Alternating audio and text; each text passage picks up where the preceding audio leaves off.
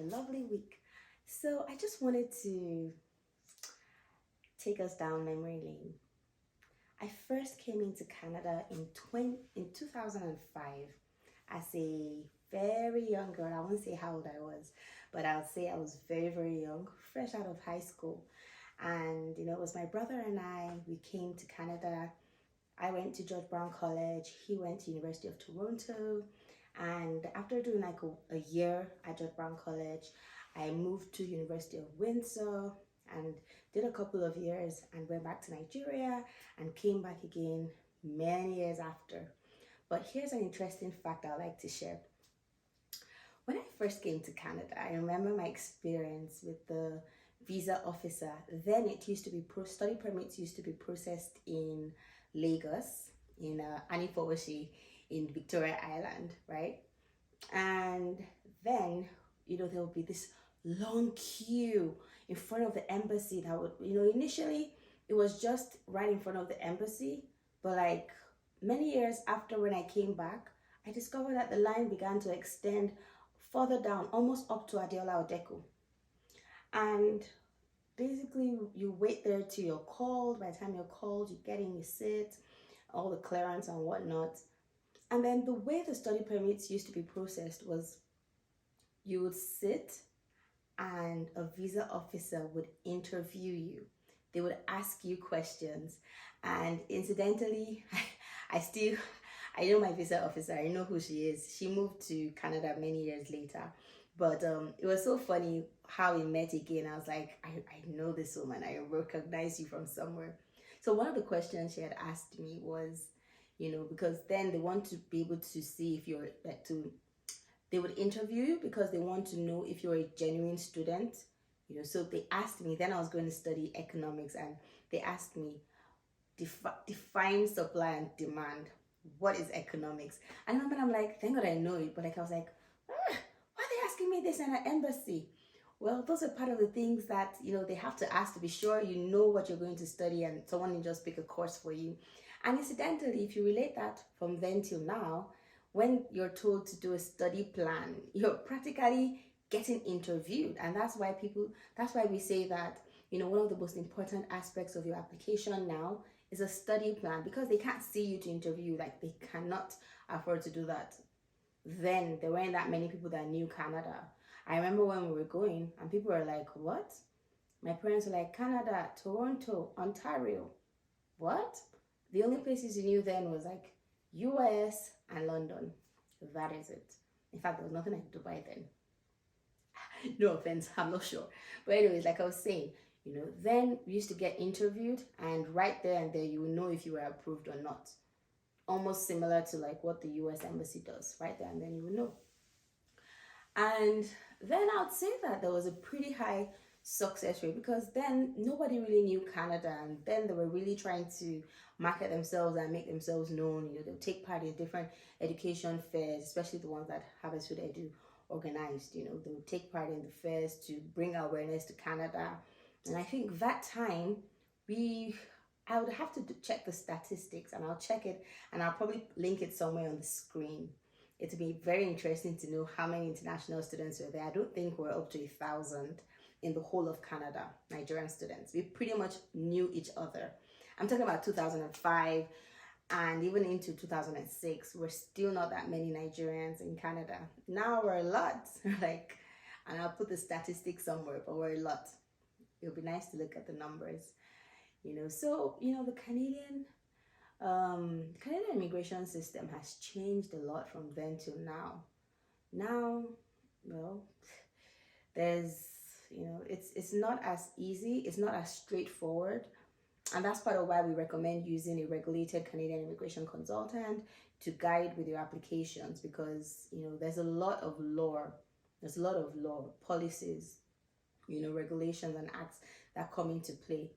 It would actually be quoted in your refusal letter why you were refused. You just see IRPR 216 and you're like, well, that is actually a code in the regulations that explains why you were refused. So an RCIC or a lawyer understands what that means, the interpretation, and they'll be able to decipher what things were you supposed to have put in that you didn't put in? It's changed a lot. You know, something, another interesting thing I just want to mention was that then, and I'm talking about 2005 into 2006, there was no Fanta, like orange Fanta. I used to check everywhere.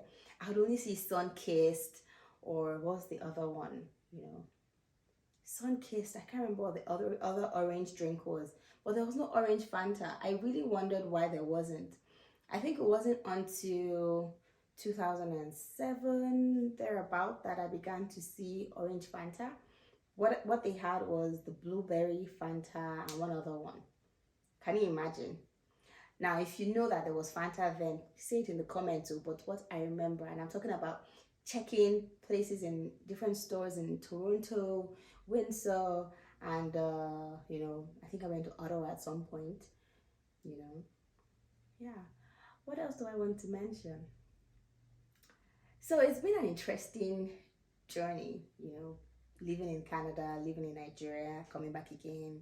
It's been an interesting journey, but I'll definitely tell you that one thing I really appreciate about coming back is my peace of mind, and you know, being able to have a clear vision for your family. You know that your children are going to go to private schools if you can afford it. If you can't afford private schools, the public schools are okay, but if you can, please try for the private schools. um but apart from that, you know, it's been interesting. You know, then as a student, now as a married woman with children and a husband, definitely you can't compare the different, like, and that's part of the advantage of working with us, right?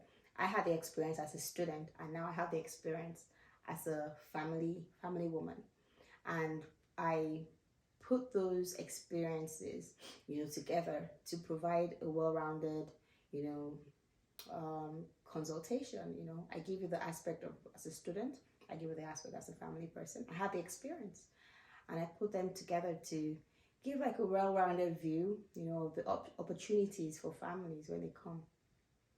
Yeah, so I just wanted to, you know, give that flashback. It was just so interesting, you know, thinking about how much Canada has changed, you know. Then I remember, oh guys, let me tell you one funny thing that happened.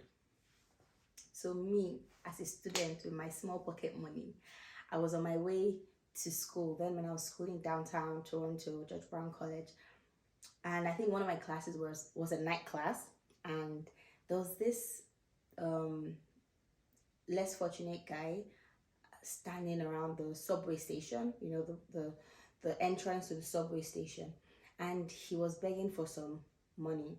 As a student, all I had was my coins to, you know, for my transport to get home. And I was like, oh my God, I don't have enough. So the little coins I had, I gave him. Oh my God, you will not believe what this guy did to me. It's so funny when I'm thinking about it. He chased me. He chased me with the money and threw it down on the floor. And I was running because it was night, like I said, and I was super scared. I was like, oh my God, what does this guy want to do? I ran. And that was the last time I ever gave to someone on the street, especially at that time of the night. I still give, but not at night because especially if I'm alone. Anyway, now I'm hardly ever on the road, but like then when I used to take the subway. Such interesting times.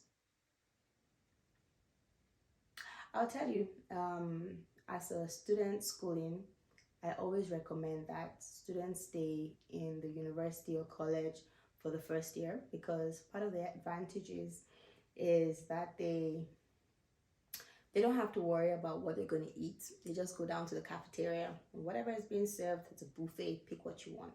I remember then my favorite was pasta. But yeah, pick what you want. The drinks, pick what you want. Just swipe your card, because you would have paid for meal plan, and you know, part of the advantage, you don't have to worry about, you don't have to do grocery, you don't have to try cooking, you know, you don't have to be planning menus. And you know, being the first year of school, you would already have a lot to think about. You already have a lot you're dealing with, homesickness and whatnot. So that's part of the advantage. I usually recommend staying in school than staying with people, especially because you want to be able to concentrate on school. Staying with people sometimes can be a bit distracting, yes, it may be convenient, but it can be a bit distracting. Yeah. So I hope to bring, some of my experiences from time to time on the YouTube channel. Subscribe if you haven't. This is Pearl with a bit of wealth of knowledge. Happy to share. Have a great day and a lovely week ahead. Take care.